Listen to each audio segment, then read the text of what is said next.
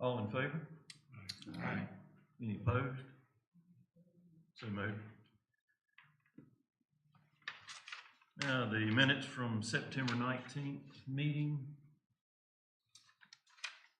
Steve, do you want to have a little discussion about that? Yeah, I thought it was all good, except one thing I need clarification on. In the middle of page 2, we talked about a 30-foot, we were talking about the recommendations of Downtown Development Committee, and we talked about the 30-foot height limit on the east side. And then it says the committee decided that no wall measured from the bottom of the grade to the top of the roof can exceed 45 feet. And I think that refers to side streets. But then the next sentence says no building facing Main Street should exceed 35 feet. And I think that needs to say facing Main Street on the west side of Main Street should exceed 35 feet. Is that right, Kevin? Let me look to you, Kevin, for clarification.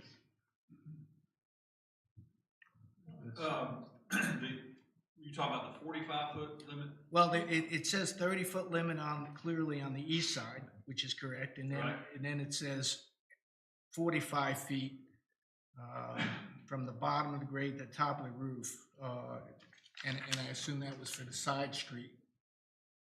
It's not from a side street, What it's is any other wall. Any other wall, So Not if- facing if Main the Street. lot sloped off, whether it be on the west side or east side, Okay. or central business, or town center Sunset. If there's a wall that doesn't face the street that is on the back side, that wall can't be more than 45 feet. From the but bottom. that 45 feet is not facing Main Street, and No, that's any other wall. any other wall. And that's in all of those districts, central business and all 3 town centers. And then the next sentence is where I have a problem, because it says no building facing Main Street should exceed 35 feet, and I'd like that to be clarified to say on the west side of Main Street. It's not the west side, it's any, 30, it's any part of Main Street. The section says, it's an added statement, not talking about your minutes, but it's in the draft ordinance. It's added after the number 45 feet. The next is an added statement, notwithstanding where the building entrance is located, no building wall facing Main Street shall exceed 35 feet to the top of the roof. That was in response to, you got a property developing on Main Street down on the 7-acre piece. If it was up close to Main Street, faced Main Street, we didn't want it more than 35 feet. Another way to say that is it would include the central business, both sides of Main Street and central business zone. I know we talked, but I guess that clarifies it for me, except for the fact that for the purposes of minutes, it does refer to the east side of Main Street having a 30-foot limit, but Yeah. it doesn't say anything about the west side. I don't think it was brought up. We did I not don't- discuss that? I think she was just highlighting a point that was made during the discussion. I don't think west side of Main Street was brought up, but it is 35-foot limit on it. That's what's proposed. We can correct the minute or adjust it or take the statement out, whatever you'd like to do. Whatever you guys want to do. I'll defer to Just so anybody there's else. no What do you confusion. think? To make it clear, I thought we did discuss the west side having a 35-foot height limit on facing Main Street. We may have, but the minutes are not verbatim, they're just to reflect the generalities of discussion throughout that topic on the ordinance. So, Steve, would it help you if the minutes in that second sentence said, in central business, comma, no building facing Main Street? Because that's what it was talking about. It was about the central business zoning, that Not portion. about town center. It wasn't about town center, it was Wasn't about about central, town center. it was about central business, that part of the discussion. So would it help, from your perspective, would it help the minutes if it said, sentence number 2 said, in central business, comma, no building? And then the whole rest of the sentence. That would help.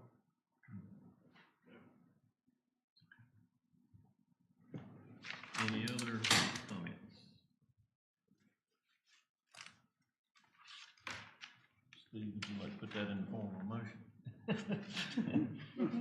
I'll let Chris do it. Yeah, so, motion to adopt the minutes is written with the exception of on page 2, the paragraph we've just been discussing, second sentence would start off in central business, comma, and then the rest as written, no building facing Main Street should exceed 35 feet, period.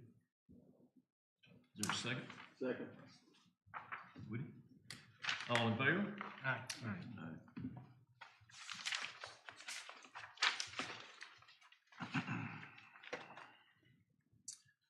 New business. And we have one case tonight, conditional use permit 2024-03, Pine and Laurel Townhomes. And for the benefit of the audience, after the applicant and staff have made their presentations, all persons addressing the board need to speak from the lectern, state their name and address for the record, and a speaker's comments or questions must be relevant topic within the purview of and be directed towards the board. No speaker may directly address the applicant, city staff, or members of the audience. Such comments or inquiries should be solely directed toward the board, and in turn, the board may seek an answer from the applicant, city staff, or members of the audience in that case. So, having said that, Kevin, please carry forward. Okay, thank you. This is conditional zoning 2024-03, conditional rezoning from central business to conditional zoning central business at Pine and Laurel. The applicant is Lucrum 7 LLC, and they're requesting this new conditional rezoning of the Pine and Laurel Hotel property to CZCB. The property is 0.29 acres, located between Pine Street and Laurel Lane, and was approved for conditional rezoning in 2021 for a 14-room hotel project. The applicant is now proposing the construction of 8 townhomes on the property. This might seem a little bit familiar from 3 years ago, because prior to getting approval for the hotel, they brought this project forward and then got to planning board, and then they changed their perspective and went forward with the hotel. So the site's been graded. This shows the property here between Pine and Laurel. Excuse me. The property was graded, underground utilities installed. But the footers were dug, poured, and so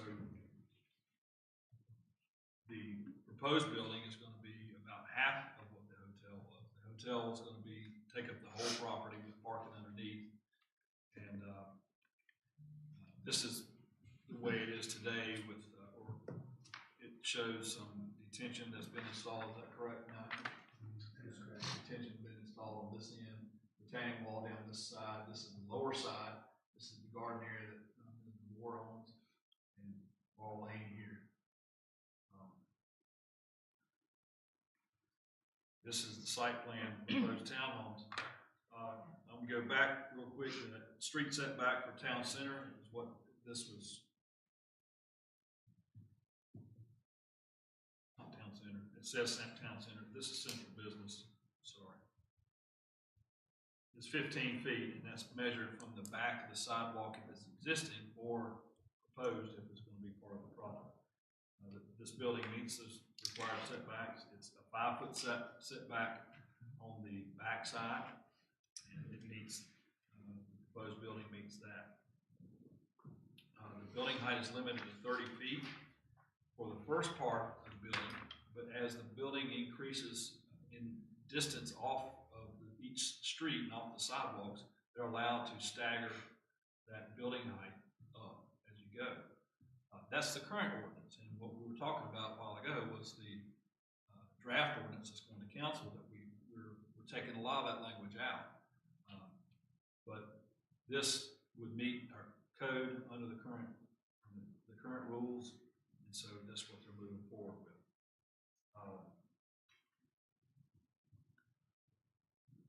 To show some of the utilities that will be installed, and you see the stormwater being collected here in the parking lot and will flow through this retention system out to Pine Street. Water service will be on this side, and sewer will go out to Pine Street, and will gravity down to the Mayview lift station, and be pumped back up, almost side by side. So going one way and then coming back the other way once it leaves the lift station. The parking, I think it's on the next slide. So this shows landscaping. It's one way, so you'll come in on Upper Pine, turn into the parking lot, and this was the way it was going to be with the hotel. And 15 parking spaces on the right side, and you'll continue on out to Laurel Lane. And then when you leave Laurel Lane, it's one way again. You can only go back out to Main Street. The required project, it's got 15 parking spaces, 15 are required. There are 6 one-bedroom townhomes and 2 two-bedroom townhomes. The 2 in the middle are the larger 2-bedroom units. This is the floor plans. I'm just briefly going over it. Bill Dixon, architect, may share a little bit more about it. But you can see how the height increases as you get towards the road. And the rear elevation would be facing down towards Wallingford, and then this would be facing the parking lot. And then this shows the back of the units with a little small patio area, and then this is the entrance, and this would be where the parking area is. Some other views of that. Go back, they'll collect garbage, or they'll have a little place to corral some containers or some roll-out trash cans here, and the town crews will be able to access them right here.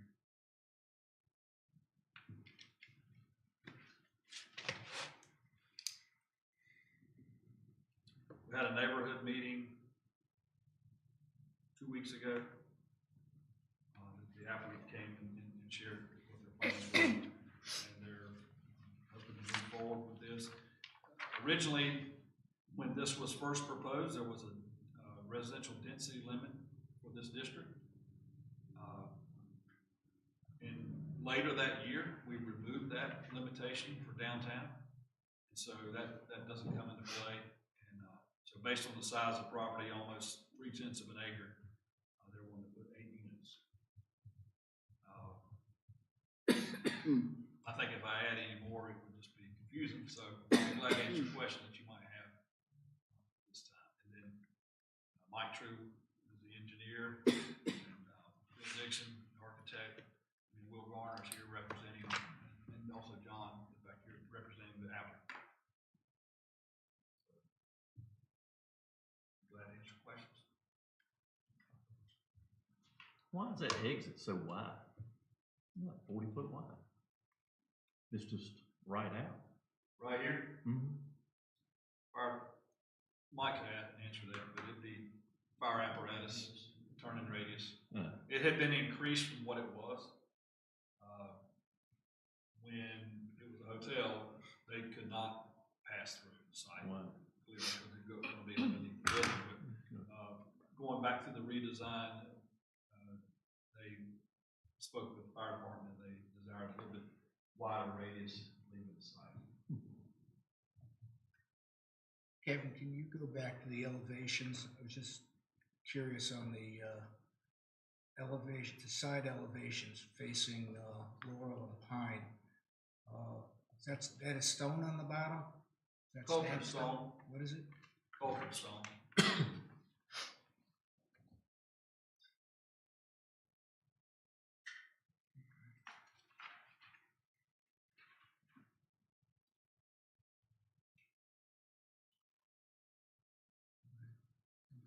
Just for clarification, this property will remain central business if it's not going to become part of town center No. with that. What they're So the requesting is elevation, Central business, yes. okay, so it remains central business. So the height of these buildings will not ever, at least with what we have now, will not be in violation in the future with that adoption. No. Okay. No. And I think I mentioned, their application is coming before the adoption of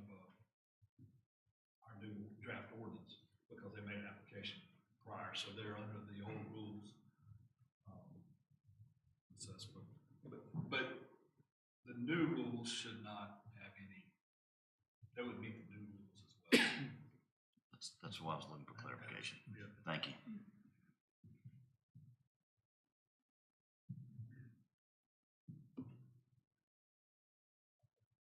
Any other questions? Thank you. Applicant, or any, you want to make any comment? I'll be glad to get up to speed just concerning the engineering, if there are any engineering questions.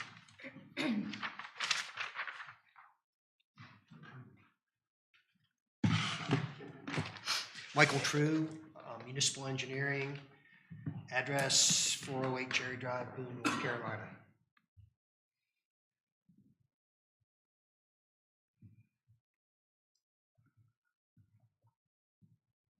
I don't know if there's going to be, as Kevin explained, this was going to be townhomes. We came to the planning commission, got approval, and then before we started construction, or before, I don't think it got town council approval, no. They switched gears and wanted to do a hotel. And so we redesigned and did the hotel and went through planning commission and town council, and that was approved and construction was started. And just due to the economy, and they felt like something that was for sale would be much more attractive and be a better product. And so they switched gears and we went back to townhomes. And so that's where we are now. As Kevin mentioned, the sewer has been run into the property. Storm drainage has been run in. The stormwater detention is in. And the fire line, we extended a fire line up, a town main up Laurel to the property. So, and added a fire hydrant. So the infrastructure's all there. We'll have to do another retaining wall. The hotel, since it was going to take up the entire property, the hotel itself was going to be the retaining structure there at the parking garage, but we'll have to add a retaining wall.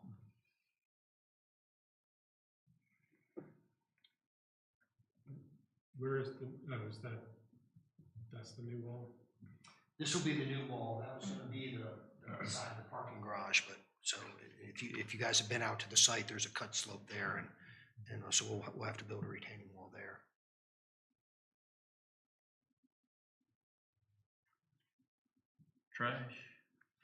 Trash, we've got down in the corner there, we've got a fenced-in area for both trash and recycling. And how tall is that new retaining wall? You know, I don't know exactly. I think it'll probably be about 4 feet or so, 4 or 5 feet. It's not gonna be anything real large.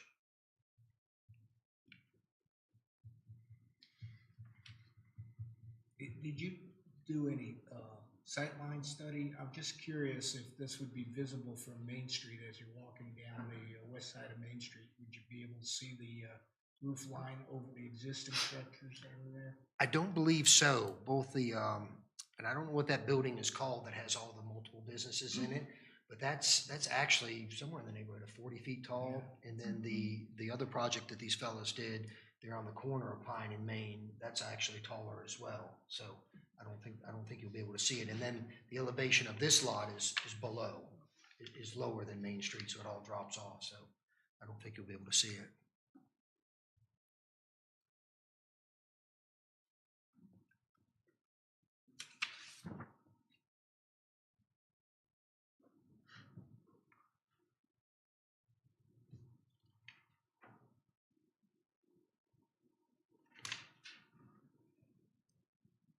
Look, if you're looking from this corner of Main Street's like down here. You might be able to catch this corner, but this building is out in the way. It'd be tough to see. What about the other corner on Laurel Lane? Because there's an existing one-story structure there on Main Street. You might be able to see the backside. I mean, that other side, you might be able to see That corner. this behind this building, but there's some few trees in there.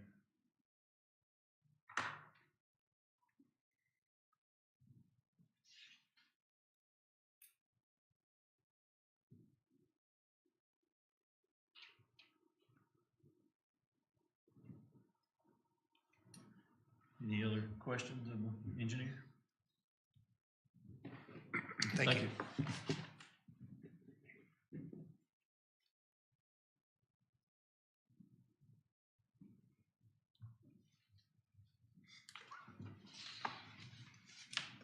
My name is Bill Dixon, Appalachian Architecture, 703 West King Street, Boone.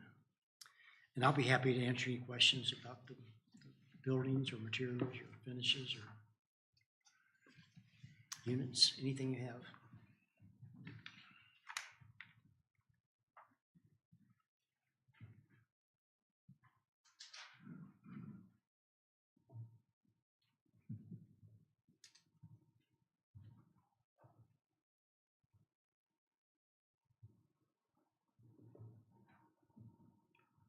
On the enclosure, from the rear view, the patio enclosure, one, how high is that? I'm thinking 4 feet at 4 feet. most. Yeah. And the material that'll be used for that? That would be pressure treated wood painted. Okay.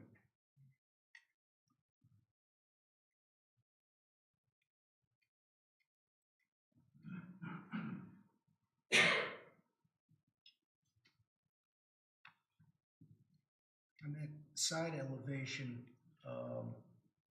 on that first story, is the roof material on that little roof overhang, is that different than the roof material on the? Yes, we're requesting a metal roof, metal material on those small shed roofs. What color are you thinking for those? A dark bronze, probably. Bronze, Okay. Not bright green or pink.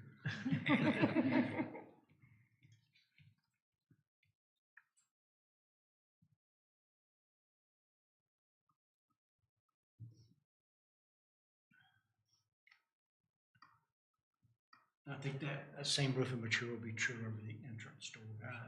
Okay. Anywhere we have the small, Sure. single sloped roofs will be metal.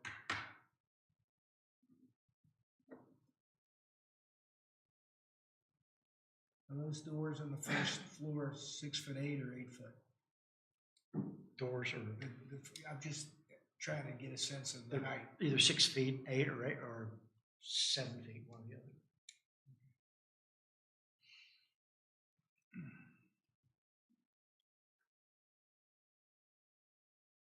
Will the front doors be wood or will they be a different material? I would think wood with some type of vision light, Okay, or maybe simulated wood, sure. but Gotcha. it would appear like wood. The window casement with the frames, or how was that?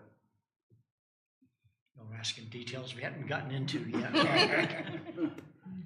We could either do casements or double hungs, with a 2/3 proportion, so. Probably double hungs, as I look at it, because we're tight in the sidewalk. You wouldn't want a casement window opening up into a 4-foot sidewalk, so double hungs.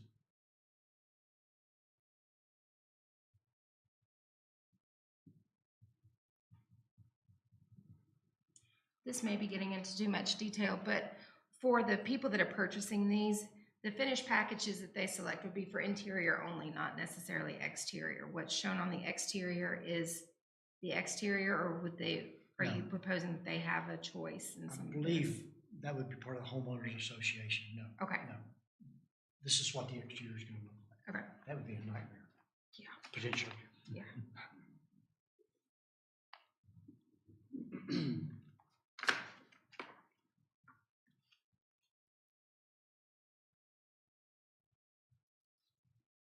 Anything else? Thank you. You're welcome. Thank you all. Owners' representatives are here if you have any questions of them.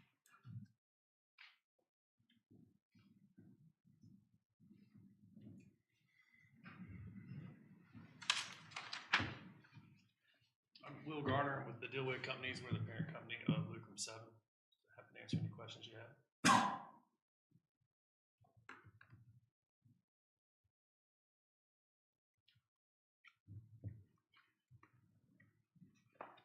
What's the proposed time frame?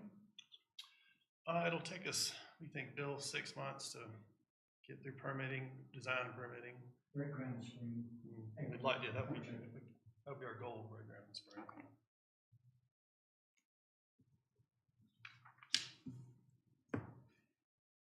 What's the price point? Well, a little bit more research to do, let that market kind of drive the price point, but they'll be nice, higher end townhomes. Yes, sir.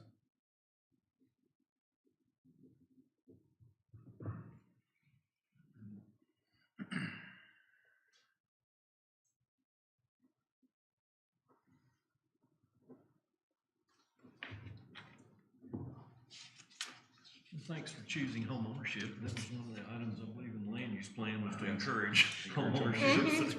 It meets our goal.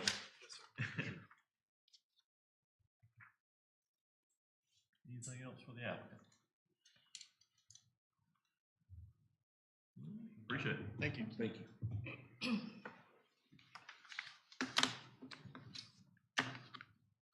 This time, we'll open it up to the audience for any comments.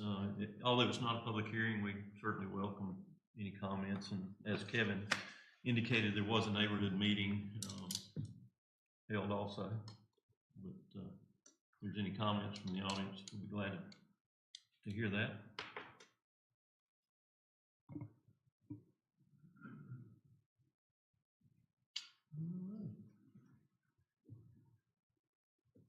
Anyone like to make a motion?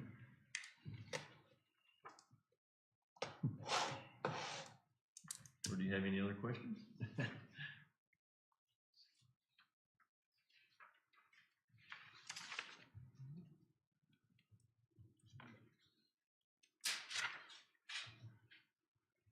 Well, now, in the silence, I'll make a motion to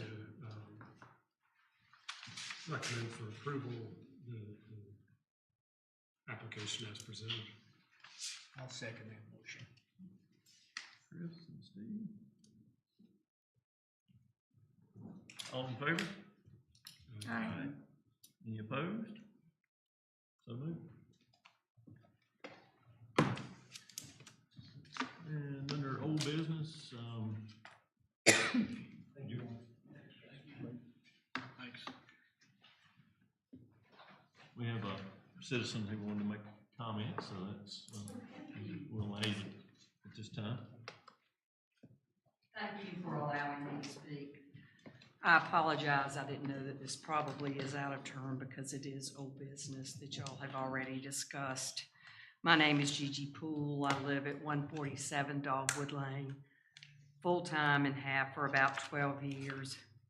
In August, at the State of the Town meeting, Shane Fox brought up that some of the things that were happening in town, one was this downtown development subcommittee that had come out of the comprehensive plan. It was looking into building heights and setbacks, and he said this subcommittee would make recommendations to you, the planning board. And I asked him that day in August what input we as citizens would be able to give.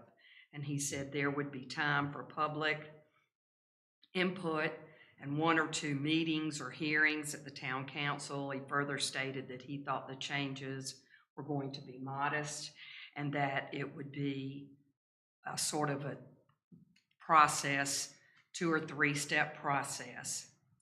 And since then, this is my question to you. What knowledge does the public have of this subcommittee, what its recommendations, and what you as the planning board have approved?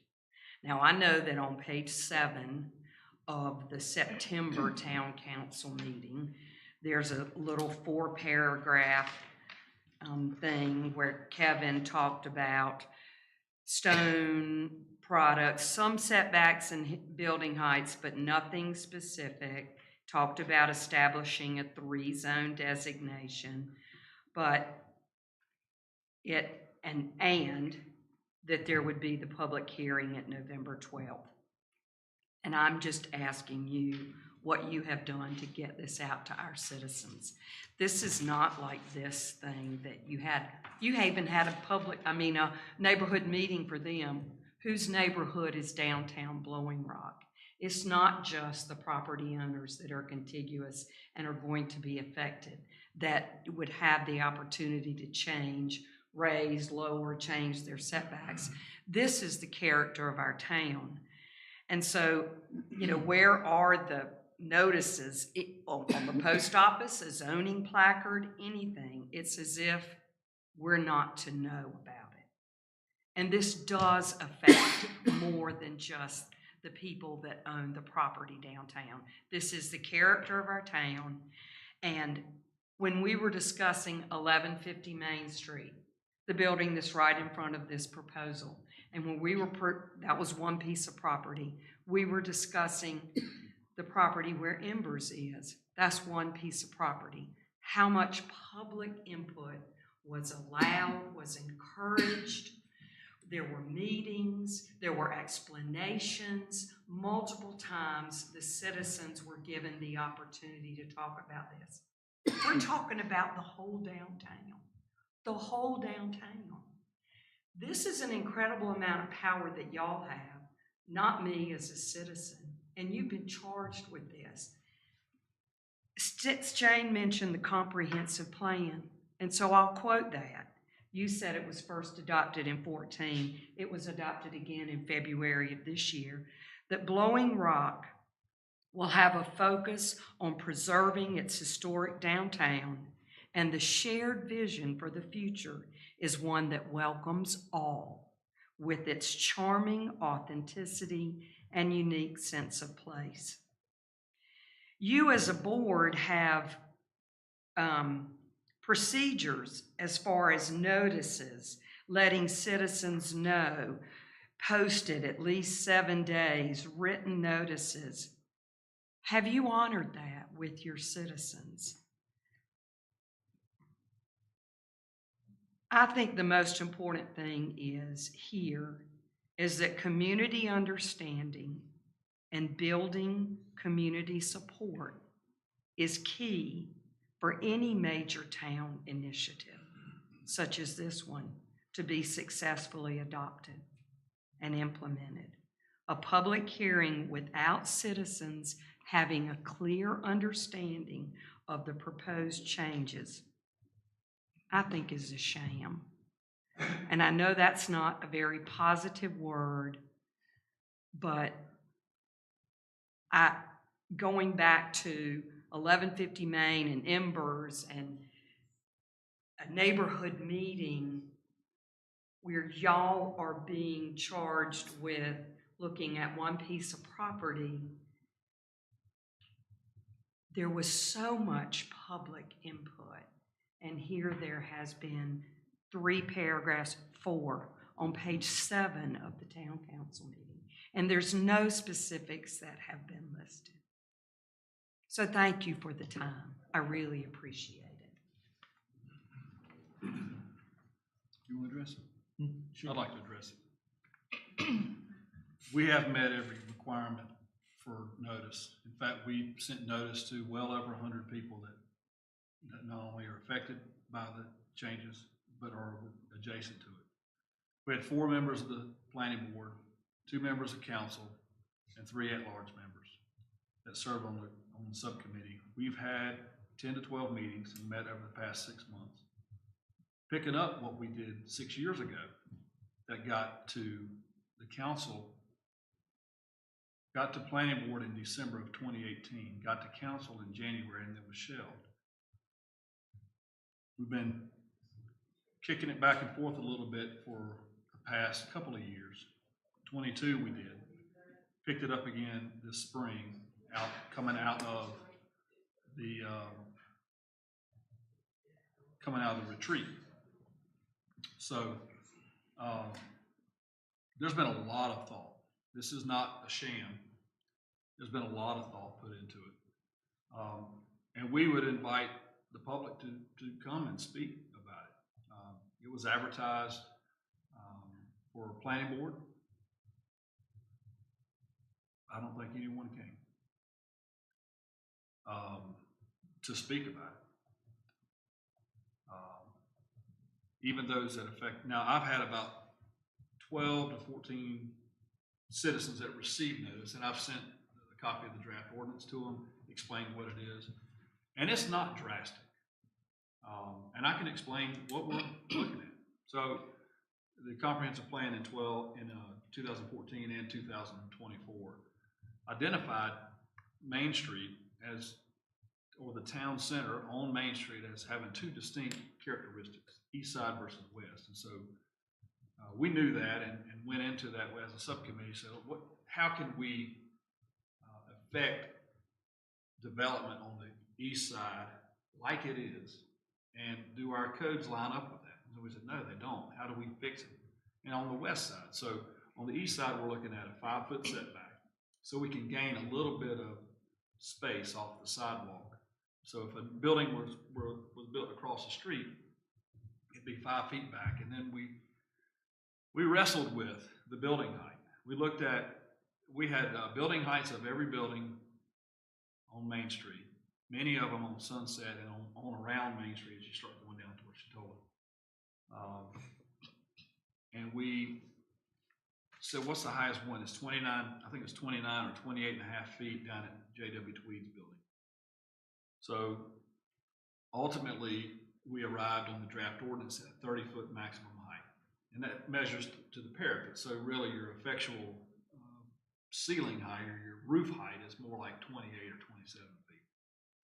On the east side, the west side of Main Street, everything's back further, except 2 properties. The stone building where the Blue Deer is, it's right up on the sidewalk. And then Mellow Mushroom is a little bit further back, but it's close. So we looked at a 25-foot setback, and that's what's proposed, 25 feet on this side, because as you go on down to Martin House and continue on down, everything's back further. So, and then we established a 35-foot building height. The subcommittee also looked at extending Town Center East down to Maple on Sunset.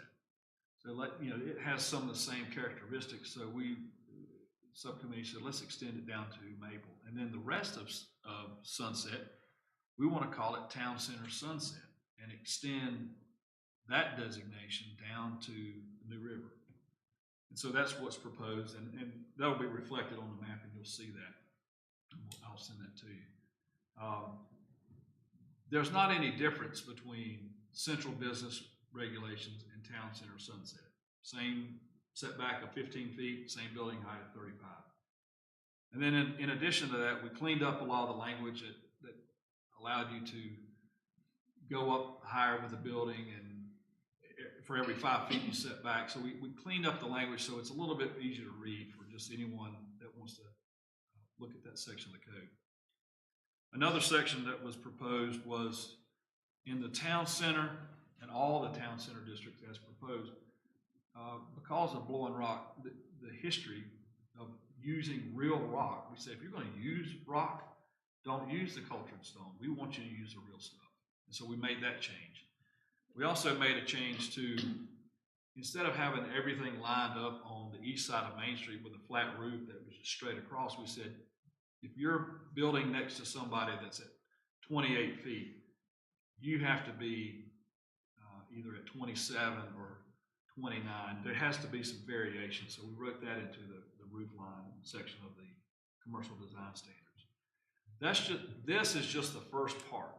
We're gonna meet again in a couple of weeks and start looking at building materials and facades and things like that. So we wanted to have something. We want to score some points.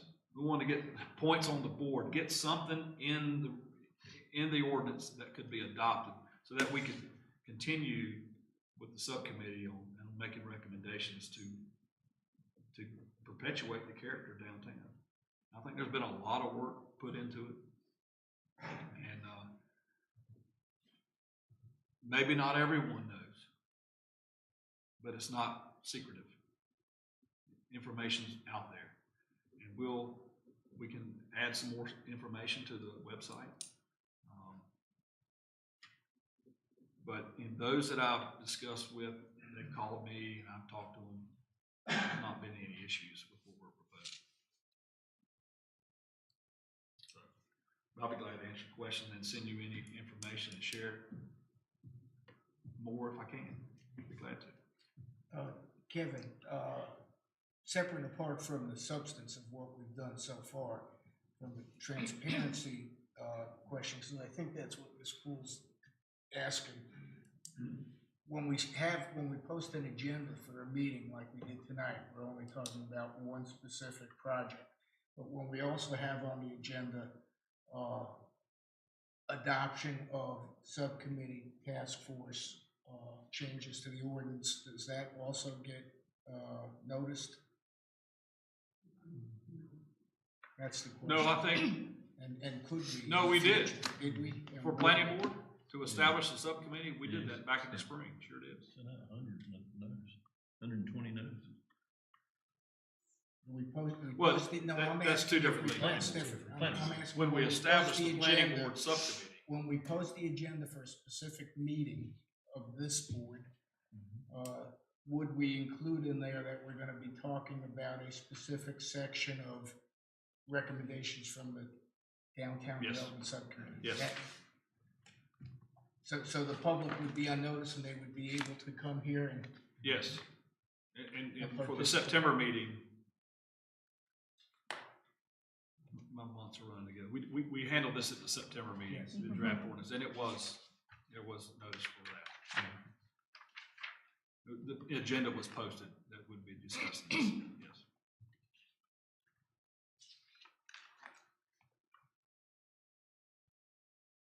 We also just sent out the additional notice for town council.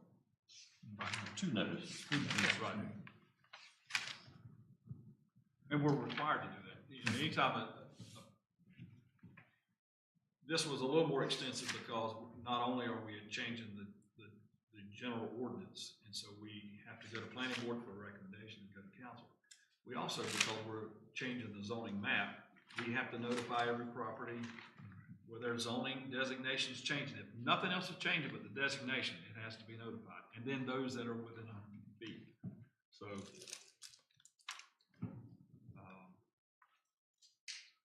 we wish there was a way to notify everybody. But some things are, I mean, other than the website. Yeah. Yeah. Well, and this is very ignorant on my part, but when I ride around and I see a big Z that's in green and yellow and it says zoning notice, that puts me, you know, on alert that something's going on there, but I hadn't seen one single Z. Well, So tell me my ignorance. we're not obligated, we have like 10 signs. And we've got 2 signs over here on this subject property we just talked about tonight. And we post a particular property if it's a permit, but to cover the amount of area that's gonna be covered, we don't put signs out. There's not a requirement that we do. It's a general ordinance amendment or the zoning map, and if it's 3 or 4 properties, sure, we'll put it out, but I don't have enough to cloak the entire town that's being considered for the draft ordinance. Yeah, if I may, Ms. Will, I'm suspicious by nature, and so I understand where you're coming from. And what I've tried to do, first off, volunteering to serve on the planning board it's a lot of work. I think that we can all say that. Secondly, volunteering for the subcommittees is even more work. And we've done for 6 months a fairly large group of people that are very diverse and have a lot of different backgrounds. And I tried to post even on 28605 for the Civic Association, the agenda, if I had it available, when the meeting was. The meetings are all public meetings, and we've had, as far as citizens outside the subcommittee, a handful over 6 months that would come at different times. And part of, I think, it's no different, I think, than a planning board meeting or a town council meeting, and that is that, you know, we don't know how many watch on YouTube. I have no way to know that, but audience in the sanctuary here, there's just very few people that come, and it's really hard to get the message out. And I'm not sure how transparency is critical to all of us, because we are all concerned about our town and the quality of life here and the quaintness of our town. And by no means, I don't think on the part of any of us have we tried to be anything but transparent. But it is hard to get the public to take interest and come to the meetings and sit through these and see what's going on in town. And I'm a perfect example, because until I sat here, I didn't do it either. I mean, I admit that. But I would say that whatever we can do to get the word out as to what we're discussing, what we're talking about, we've got drafts, it's all public knowledge, it's all, the public meetings are done, the citizens can attend those meetings. And I would encourage us to encourage your neighbors to come and sit and listen and observe and have input. We've had private citizens that have actually spoken up at the subcommittee meetings and given us advice and opinion. So I think our heart's in the right place, and I think we've really tried hard in knowing what discussions, especially with building heights. That was a pretty intense discussion that day that went on for some period of time. And then you get out and you hear rumors, and that's another thing that hurts us, is rumors in the community of they're going wild with building heights. I heard that this last week, and I'm like, what? And so I got like 5 or 6 calls of what's going on with the new building heights? Well, you know, it's proposed. We know what's proposed. It's in writing. It's public, but it's nowhere near the rumors that I've heard in the last probably 10 days. And so that creates alarm in the community too. And I'm sorry for that, but that's just a fact of life.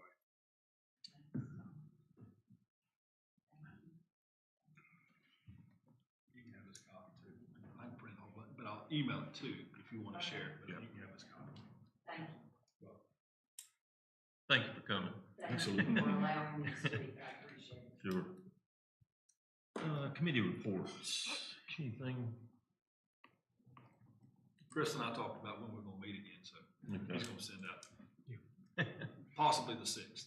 6th, possibly the 6th. Let the dust settle from the election and we'll just get right back at it. It's all gonna be in the air, but that's okay. I was gonna say. All right. Any other bills? We're adjourned. Yeah, so I'll send out an email